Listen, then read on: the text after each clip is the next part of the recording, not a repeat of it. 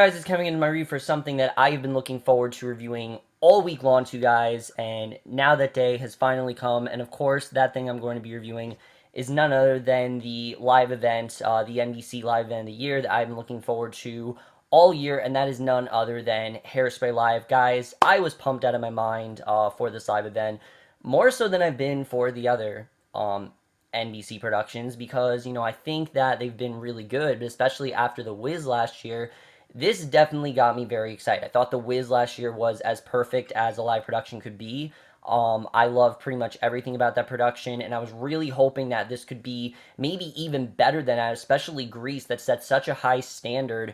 I was really hoping that this could be just as good, if not better than that, and I have to say that while I really did love this production overall, this was nowhere near as perfect as it could have been. I think that there definitely are a lot of problems.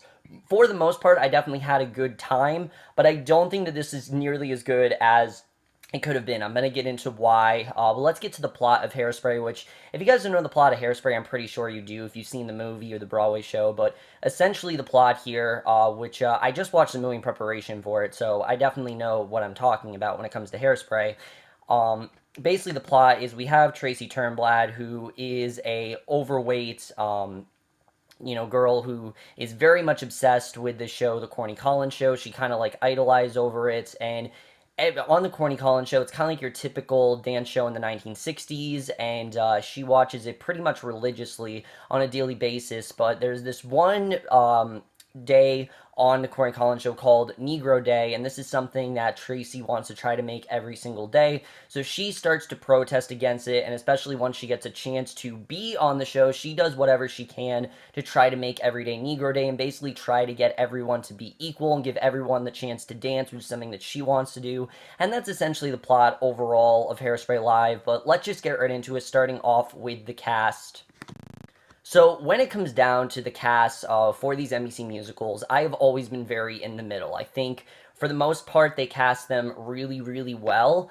But I think, Sound of Music Live obviously wasn't casted that great. Peter Pan wasn't, but Wiz Live was perfectly casted. And this definitely had the potential to be the best cast yet. I mean, everyone here really does have theater creds. Everyone here has done theater stuff, and the cast here in general, I definitely was very much looking forward to. I thought they all were really great, and I have to say that I think 80% of them were really great. 85% were really great. Let's talk about our star here, Maddie Ballio, because I was very interested in Maddie Ballio overall, mainly because of how great, how great, Shanice Williams was last year. She was arguably the best thing about The Wiz last year. So I was very excited to see how Maddie Ballio was going to be.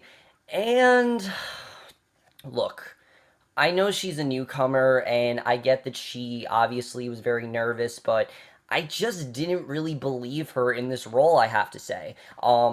Tracy's supposed to be the go-getter, someone who will do anything and, is very determined and doesn't let anyone stop her, and Maddie Ballio the entire time just stuck out like a sore thumb because she just seemed like she was hiding something, like she was very scared of what she was doing. She kept messing up words, and it really took me out of her performance. Now, I will say she definitely did get good towards the end, but most of her performance felt more or less like I was watching a professional production and more like I was watching a high school production. And I know that Maddie Ballio is a newcomer. I don't want to shit on her entirely because I don't think that she was terrible. I really don't. I think that, I get that this was her first, public performance and that this was obviously a very big deal for her and she clearly got very nervous. I totally understand that.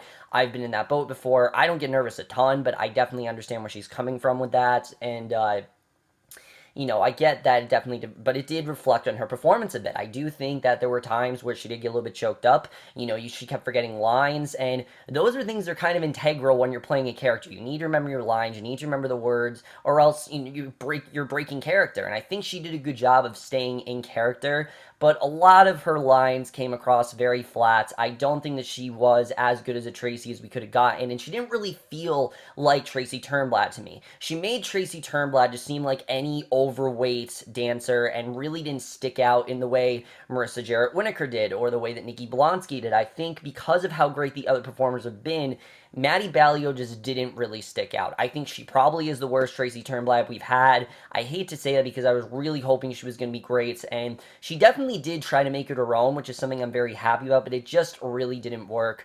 Nothing to, not really trying to, nothing personal with her, just in general. I think that she really was not right for this. I think that this was a cool idea to get someone new, but Maddie Ballio, I just didn't really think worked out that great. She definitely did get better towards the end, but just in general, she's very unmemorable, and it kind of sucks when your main lead is not nearly as good as you could have been, especially when she's a newcomer. So while I found Maddie Ballio to be very shaky, the one that I was definitely most worried about actually was Harvey Fierstein. Not because of the fact that I didn't think he was going to be good. I heard that he's great. I mean, obviously, he won the Tony for a reason, but he's played this role so many times. I was really worried this was going to be an autopilot scenario where he was just going to be on autopilot the whole time and he wasn't going to be as into the role. But no, Harvey Fierstein absolutely killed it in this role as Edna. I thought he was so great here. He was very believable. You never once thought that this was actually a man. You thought that this was, a woman the entire time. I thought he did a really great job with that. The chemistry between him and Maddie Ballio was very iffy. I think he definitely had good chemistry with her. I don't really know what she was doing. She just didn't really seem like she was that into it, but I thought their Welcome to the 60s number worked out really well. But he definitely he was definitely one of the show stealers. I love what he did here. He was a lot of fun to watch, and you can definitely tell that he just got right back into that role. Like, definitely, you can tell that he's done this a million times before. This is probably, one of his most recognizable roles, and I think you can definitely see why he got the performance, because he was so great here. I really did love what Harvey Fierstein did, and in general, very much impressed me. I was very happy to see him, and it's cool to finally get to see him on TV, because, he was on Broadway all those years, and finally he has to play his role again, so it was really cool to get to see him, see all the praise that's been building up to, and definitely, I think he definitely delivered in the way that we all expected him to. Now, someone that I was definitely very much looking forward to in this show, without a doubt, was Kristen Chenoweth as Velma Von Tussle. I mean, talk about perfect casting there.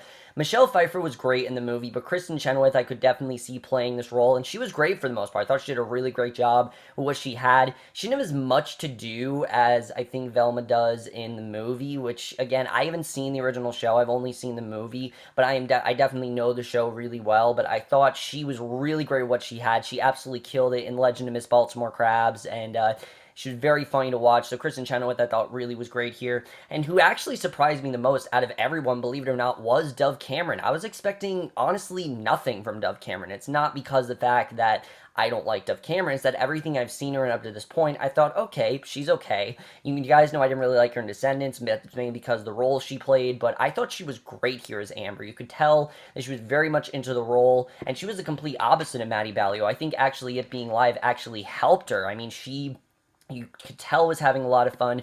You could tell got right into this role, and I really did love everything about her here. I thought she really was great as Amber.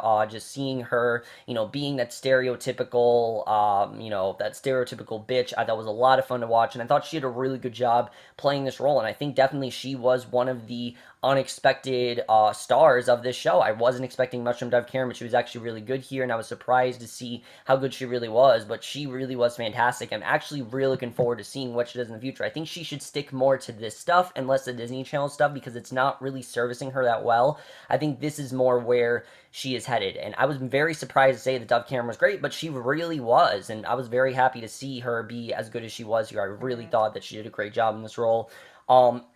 But by far, the absolute standout of this show, and the one person who I can say gave the absolute best performance, was Jennifer Hudson as Motormouth Maybelle, which, I mean, are we even surprised? I'm not at all surprised that she was so great. I knew that she was going to be great the second that they casted Jennifer Hudson. I'm like, that is perfect casting right there. And she did not disappoint one bit. Every word that came out of her mouth, I believed. I thought everything she said, you could tell she was so into the role. You could tell how much she admired the character, and she did such a great job with this role. I really thought that she was so great here. She's not in the show a ton. She was only in about 4 scenes, but her performance was so memorable that she really was the standout here. I honestly think that she truly is Emmy worthy. I want to see her get an Emmy nomination. It is incredible to see Jennifer Hudson here. If I couldn't see her in The Color Purple, I got to see her in Hairspray Live, and she was just incredible here. I love what she did, and especially on I Know Where I've Been, she absolutely slayed it. I thought she was just incredible in this role, and really just blew everyone else out of the water. She was great, and I really love what we got from her. It was kind of sucks that she was only in a couple scenes, but for what she was in, I thought she was amazing, and by far, I think the standout of the entire show, by far. So now we're going to get into some of the people that I thought weren't nearly as good as it could have been. Now, by far, in my opinion, as much as I didn't like Maddie Ballio, she was definitely not the worst of the bunch. The worst of the bunch, without a doubt, is Garrett Clayton as Link Larkin, which is actually one of the ones that I wasn't too worried about because I heard that he knew this role really well, and this just didn't work, I have to say. Most of this, to me, felt like he was reading off a script. Nothing felt like the Link Larkin that I knew. To me, this felt like a Disney version of Link Larkin. I don't know if Garrett just wasn't into it or if he was trying to channel Zac Efron, but that's what it seemed like to me. It seemed like he was trying to be like Zac Efron, and it really didn't work at all. Zac Efron had a natural charm in that movie that I think serviced him really well, and Garrett Clayton just doesn't really have that. I've really loved him in the Teen Beach movies. As you know, I think he's one of the funniest parts of those. He's better off playing those kind of characters than this like swoon-worthy kind of love interest. I just didn't believe it. I have to say, everything about him felt like a cartoon. I really was not into him at all, and I didn't see any chemistry between him and Manny Ballio any time that these two had any sort of interaction. I didn't buy a second of their chemistry, honestly, and it really sucks because I really do like the character of Link, but he didn't really have anything to do. He really did stick out like a sore thumb, and really, whenever he was on, I felt like I was watching a completely different show, I have to say. I really did not think he was that great, and really does suck because, you know, Link could be one of the best characters in the show, but because of how I think just how scripty Garrett Clayton really was, I really was not into how he was here. Ariana Grande here as Penny, I was a little bit worried about, definitely, because it's Ariana Grande, and she's not the best actress in the world, I definitely will say that.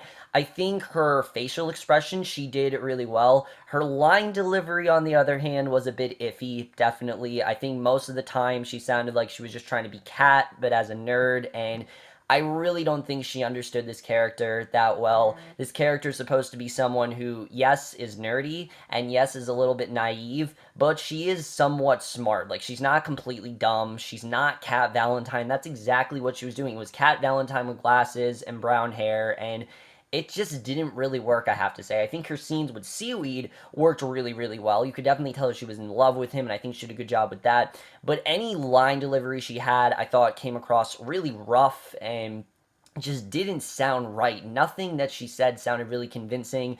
Again, a lot of it she was kind of like shouting, and I really did not think it worked. And everything she said like really fast, and I don't really know why she said as fast as she did, but every line she said it so fast, she said it so quickly, it really was kind of hard to, you know, to really tell what she was saying at points, and I think for the most part she did a really good job. She obviously has a great voice. I think she did a good job with facial expressions, but in terms of line delivery, this just didn't really work out, and I really do feel that she was a bit miscast, definitely. I mean, some scenes she shined really well, and some she didn't, but she's not nearly as miscasted as Garrett Clayton was. I will definitely say that. Now, Derek Hoff is someone that I definitely was really looking forward to, and I thought he was great as Corny Collins, honestly. He really does represent the ideal TV host kind of persona. I thought he did a really great job here, and I was very happy to see him be Corny Collins. He was definitely really great. Someone who really surprised me was Martin Short. I loved Wilbur in this. Wilbur is not in it nearly the amount of screen time that he is in the movie, but his chemistry with Harvey Fierstein might honestly be the best chemistry out of anyone in this entire show. I thought that his chemistry, I bought it so much.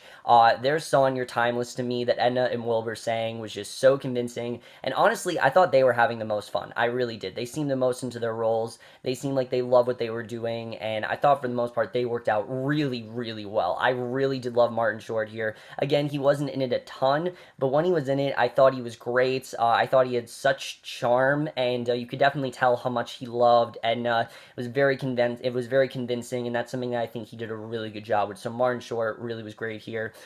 Ephraim Sykes, as well as Seaweed, I thought was so great in this role. I thought he did such a great job presenting the soul aspect of Seaweed, but also showing how passionate Seaweed really is. I really did like his performance here. I thought he really did a great job, and he really did shine, particularly in scenes with Ariana Grande. To me, it seemed like he kind of had a crush on Ariana Grande. Honestly, I believe that Ephraim Sykes does like Ariana Grande just because a lot of their scenes, it didn't seem like they were scripted. I heard a lot of it wasn't scripted, and that was kind of funny, honestly. But I thought they had really good chemistry. I thought he worked really well with her, and especially in Run and Tell That, his whole crazy thing that he did, I thought he was so great. I really did love his performance, and I thought for the most part he really was great. Not sure why Shahadi Wright Joseph is a main character here. Little Inez had nothing to do in this show. I don't know why she was a main character. There was literally nothing for her to do, and she didn't have nearly the amount of stuff that she had in the movie. But for the most part, I thought this cast worked. I thought that they wasn't perfect, but I think pretty much everyone worked out pretty well, minus those three roles I said were a little bit shaky. But other than that, I did in fact have a fun time watching this cast. And then just a couple other people that I do want to highlight. Sean Hayes' Mr. Pinky I thought was pretty great here. He was really funny to watch. He did have some audio problems, but because of how great his performance was, I thought that worked out really well. Andrea Martin I thought was good as Prudy Pingleton, but she felt less of the overprotective mother who's like the devil and thing like that, and doesn't want Penny to have any, life, and just more of a very overprotective mother. And it just didn't really seem like she was as much of a villain as the show made her out to be. And I don't know why they made the decision with her at the end of the show they did, but it kind of did feel kind of strange the way it was done. Rosie O'Donnell I did not think really was that great here. I don't really know why they gave her the expanded role. I don't really think that she was that great. But for the most part, I thought the cast here did a good job. You could definitely tell they were all having a lot of fun, and that is definitely enough of a reason for me to say that I think this cast, for the most part, did a really good job. Now let's get to the directing and the writing, because I thought for the most part the directing here by Kenny Leon, he definitely did do Kenny Leon actually, he did a really good job directing this show. He definitely understood Hairspray. You could tell he very much understood the tone of the show, and that's something I think he did really, really well. I definitely thought that the tone for the most part worked really well. Some of the line deliveries, like I said, were a bit shaky and things like that, but I thought that the tone, when it needed to be fun, I had so much fun watching it, and I thought the emotional stuff also worked really, really well, and I definitely really did like that. I thought for the most part they did a really good job with the directing. Really no complaints in terms of directing. I had a lot of fun watching this nonetheless, and that's definitely something that I will commend them on. Even though, like I said, it wasn't perfect, I still thought it was a lot of fun. And the writing here, I thought, was definitely a little bit all over the place. I definitely will say that. And not just in terms of the script. I think all the behind-the-scenes stuff and all the commercials really just took me out of what they were really trying to do here. I get that they were trying to really promote this and try to make this a huge, experience and kind of do what Grease Live did, but it seemed like to me they were trying to do the exact same thing as Grease Live, and there's a difference between what Grease Live did and what Hairspray Live did. And Grease Live felt very in the moment, and this felt very forced. Seeing Darren Criss hosting was fun to see, but it just made me want to see him play Link, because I think he would have been a much better Link Larkin than Garrett Clayton was. Honestly, if they switched roles, I think it could have honestly been a lot better. But I thought the writing worked for the most part. I do think that the second act was extremely rushed, honestly. I think it was very, very rushed with the direction that they went. I understood they had to cut out Big Dollhouse, but it really did affect the second act. I mean, Tracy gets arrested in one scene, and then the next scene she's suddenly broken out of jail. Then suddenly she wants to go back to jail. I mean, it's just all over the place. And I will say that I think there were definitely some big showstoppers in the second act, but I thought the first act was a lot better than the second act. The second act was better in terms of acting, but the first act was better in terms of structure. And everything after she got arrested I thought was very, very rushed, and that's something I definitely will say. But I thought for the writing, for the most part, was working really well. They definitely did understand the show, and I definitely really did like the writing overall. So let's talk about the cinematography here, because the cinematography was honestly gorgeous. The sets I thought were so well done. The costumes are definitely very well realized, and I thought for the most part cinematography really looked great. There were a couple issues here and there with the cinematography, definitely some problems, but that's not nearly the amount of problems that the sound had, because dear God, were there so many problems in terms of sound. I don't know if the guy who was working the microphones is new or if productions before, but honestly, for a professional production, this is unacceptable. The amount of times that I couldn't hear anything that they were saying is ridiculous. And I'm talking about the big songs. There were so many times where I couldn't hear Ariana Grande, where I couldn't hear Ephraim Sykes, where I couldn't hear Garrett Clayton, which that's not really a bad thing that I couldn't hear Garrett Clayton, because I did not think he was that great.